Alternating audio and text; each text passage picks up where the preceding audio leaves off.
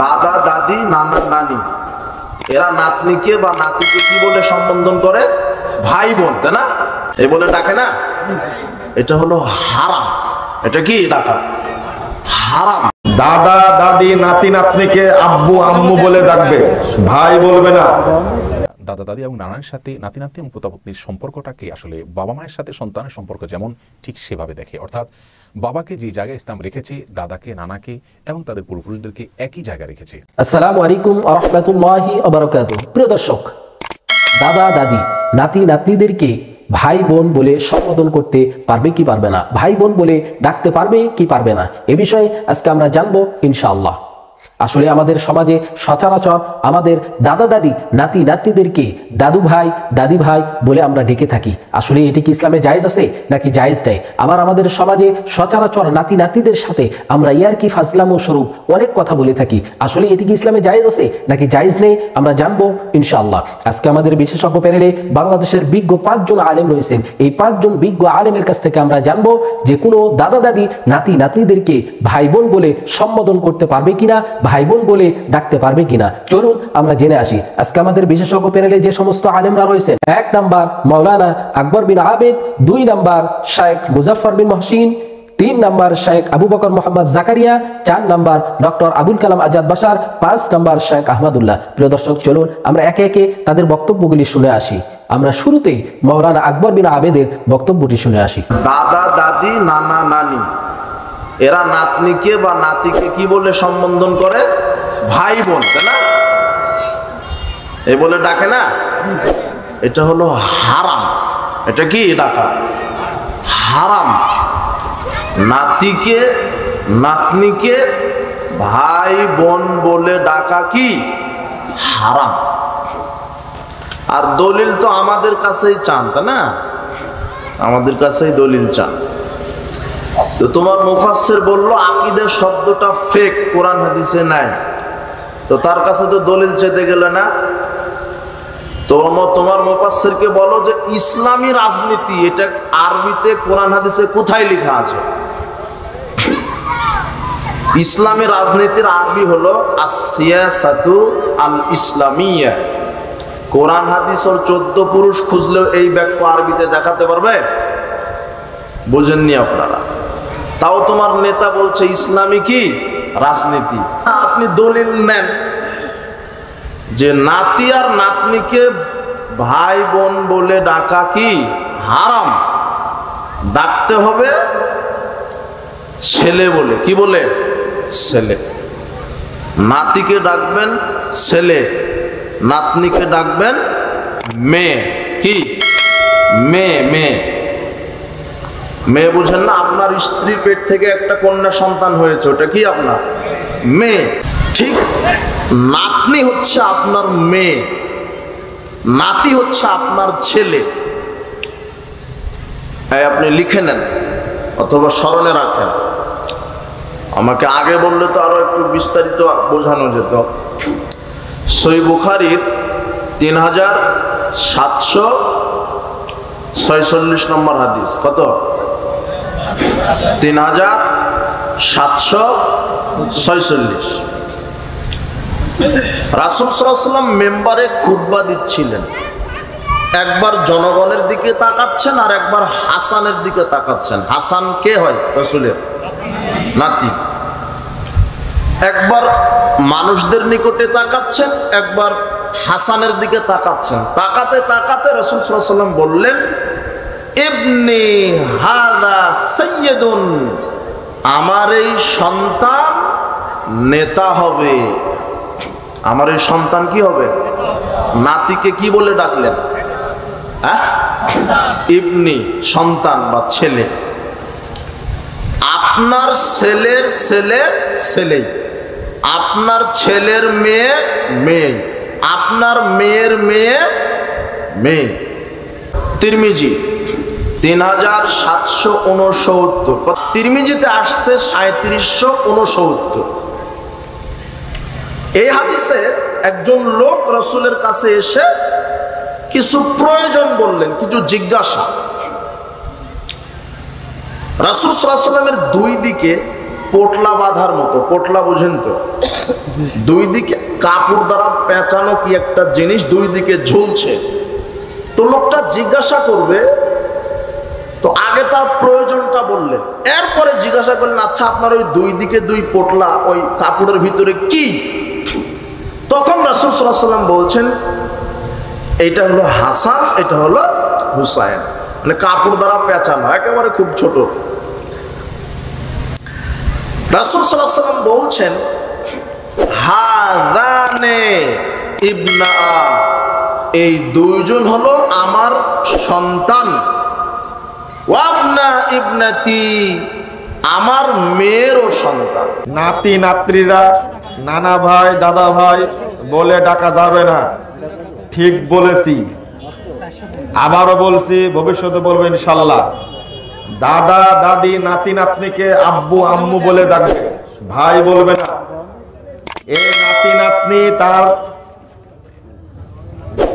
দাদাকে, তার দাদিকে, নানা নানিকে নানু ভাই নানা ভাই এটা বলতে পারবে না, নানা নানি বলে ডাকবে। কথা বোঝা গেছে? হাসান হুসাইনকে আল্লাহ রাসূল আব্বা বলে ডাকতেন, বেটা বলে ডাকতেন। বুখারীতে হাদিস আসছে, কুরআনেও আসছে নাকি ইউসুফ আলাইহিস সালামকে তার বাপ ইয়াকুব বলছেন তোমার দুই বাপ ইব্রাহিম এবং কি ইসমাইল, এটা কোরআনের আয়াত, দুই জায়গায় এসেছে।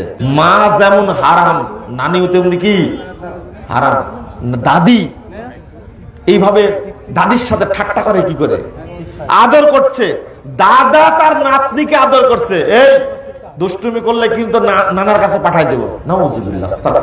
ছেলের সন্তান দাদা দাদি নানানির নাতি হয়, নাতি বলা যায়, সেবত নাতি নাতি বলে। আবার সেখানে ছেলের ঘরটা আবার নিচে দিলে পুতিও বলে, এভাবে বলা যায়। এখন প্রশ্ন হচ্ছে যে তারা কি নিজের নিষিদ্ধ, সেটা হচ্ছে ভাই বলবে কিনা। এটা অনেক সময় দাদা ভাই বলে অথবা দাদা নাতিকে ভাই বলে, এটা কিন্তু আমাদের এই উপমহাদেশীয় কালচার। কোরআন হাদিসের কোথাও এই জাতীয় নজির পাওয়া যায় না যে কেউ রাসূলুল্লাহ সাল্লাল্লাহু আলাইহি ওয়াসাল্লাম একটা নাতি ছিল এবং তার সাথে জীবনে অনেক সময় কাটিয়েছেন। তিনি কোনোদিন বলেছেন যে আমার এই নাতি এসে ভাই, এটা বলেন নেই। অর্থাৎ আরবদের কাছে এই সিস্টেমটাই নেই। আর আমাদের দ্বীনের যেই খায়রুল আরব আজমে মান তাশাব্বাহ বিল আরব, উত্তম আজম হচ্ছে, উত্তম অনারব হচ্ছে ওই ব্যক্তিগুলো যারা আরবদের, রাসূলুল্লাহ সাল্লাল্লাহু আলাইহি ওয়াসাল্লাম যেহেতু আরবই ছিলেন, তাদের সংস্কৃতি কালচার সভ্যতা যারা গ্রহণ করে তারা উত্তম আজম। অর্থাৎ অনারবদের মধ্যে উত্তম হচ্ছে ওই ব্যক্তি যে আরবদের সঠিক কালচারটা যেটা আগে ছিল সেটা গ্রহণ করে নেয়। আমি এখনকার কালচার বলছি না, শুদ্ধ কালচারটা যেটা গ্রহণ করে এটা সত্যি উত্তম। এই জন্য আপনার আমার কখনো দাদাকে ভাই না বলে দাদাজি বলতে পারবেন, কোনো সমস্যা। শরীয়তে আছে, দাদা দাদি আছে দুটোই, নানা নানি আছে, এবং তারাও নাতি সেবত আছে, হাফিদ আছে, কোনো সমস্যা নেই। হাফাদা আল্লাহ তাআলা বলে দিয়েছে কোরআনে কারীমে, জাআলা বানিনা হাফাদা, ছেলে আবার হাফিদও বলেছে, নাতিও বলেছেন, দুইটাই জায়েজ আছে, কোনো সমস্যা নেই। কিন্তু আপনি দাদা বলবেন আর দাদা ছেলে বলবে, যদি কোনো বলতে যে আমার ছেলে। রাসূলুল্লাহ সাল্লাল্লাহু আলাইহি ওয়াসাল্লাম বলতেন, তিনি বলেছেন হাসান ইবনে আলী রাদিয়াল্লাহু আনহু সম্পর্কে বলেছেন ইন্না ইবনি হাদা সাইয়্যিদ, আমার এই ছেলে সে তো মহান নেতা বলেছেন। নাতিদেরকে ছেলে বলা যায়, কোনো সমস্যা নেই, নাতিকে ছেলেই বলবে, এটাই নিশ্চয় নিয়ম।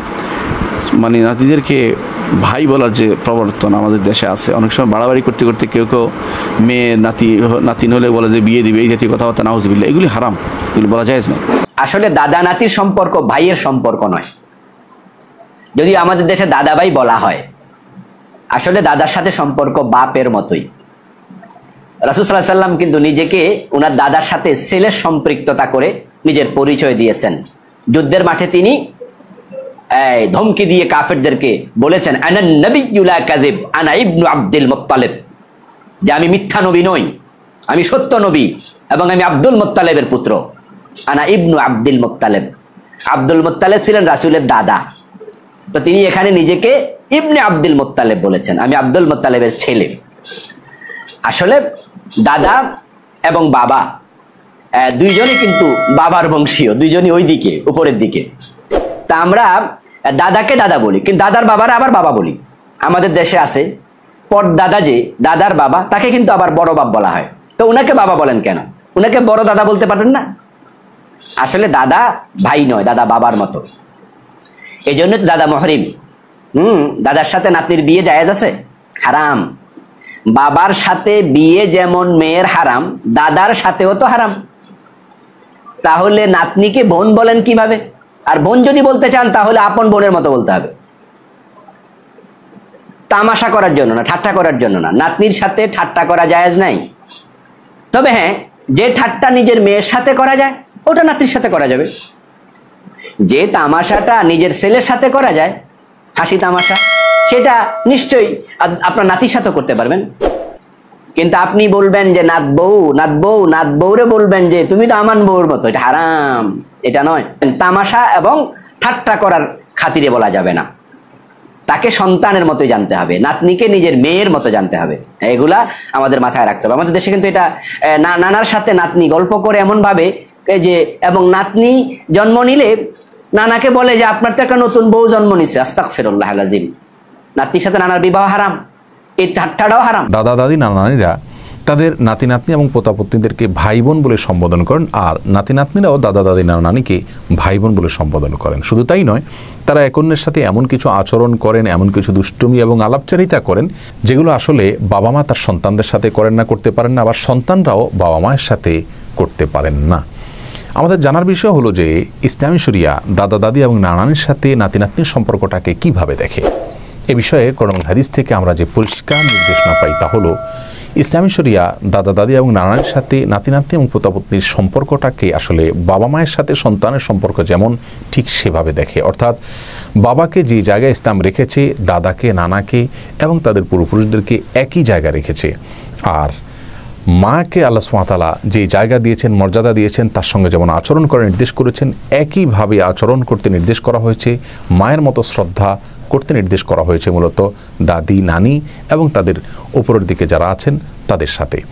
কোরআনে কারিমে সূরা নিসা আল্লাহ সুবহানাহু ওয়া তাআলা ইরশাদ করেছেন, হুররিমাত আলাইকুম উম্মাহাতুকুম, অর্থাৎ তোমাদের মায়েদের সঙ্গে বিবাহ বন্ধনে আবদ্ধ হওয়াকে তোমাদের জন্য হারাম করা হয়েছে। এখানে আল্লাহ সুবহানাহু ওয়া তাআলা মায়েদের এই বহুবচন ব্যবহার করে বোঝাতে চেয়েছেন মাকে এবং মায়ের মা নানিকে, তার উপরে যারা আছেন তাদেরকে, এবং বাবার মা এবং তার উপরে যারা আছেন তাদেরকে। তার মানে মা, নানি, দাদি এবং তাদের ওপরে যারা আছেন তাদের সকলকে গড়ে মা বলে আল্লাহ সুবহানাহু ওয়া তাআলা সরাসরি অভিহিত করেছেন।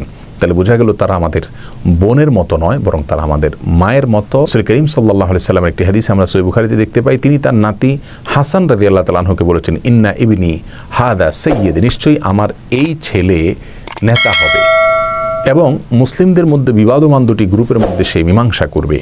পরবর্তীতে সেটা ঘটেওছে। তাহলে এই হাদিস থেকে আমরা দেখতে পাই নবী আলাইহিস সালাম তার নাতিকে হাসান রাদিয়াল্লাহু তাআলা আনহুকে কিন্তু ইবনুন বলে বা সন্তান বলে অভিহিত করেছেন। এখান থেকে বোঝা গেল দাদা দাদি এবং নানার সাথে নাতি নাতনি এবং পোতাপত্নীদের সম্পর্কটা আসলে ভাই বোন সুলভ সম্পর্ক নয়, বরং বাবা মায়ের সাথে সন্তানদের সম্পর্ক যেমন ঠিক তেমন। প্রিয় দর্শক, এতক্ষণ আমরা শুনছিলাম বাংলাদেশের বিজ্ঞ 5 জন আলেমের কাছ থেকে যে দাদা দাদিরা, নানা নানিরা নাতি নাতনিদের সাথে ভাই বোন বলে সম্বোধন করতে পারবে কি পারবে না, এবং দাদা দাদি, নানা নানি নাতি নাতনিদের সাথে ইয়ারকি ফাজলামো স্বরূপ ঠাট্টা মশকরা করতে পারবে কিনা, এ বিষয়ে আমরা শুনছিলাম বাংলাদেশের বিজ্ঞ 5 জন আলেমের কাছ থেকে।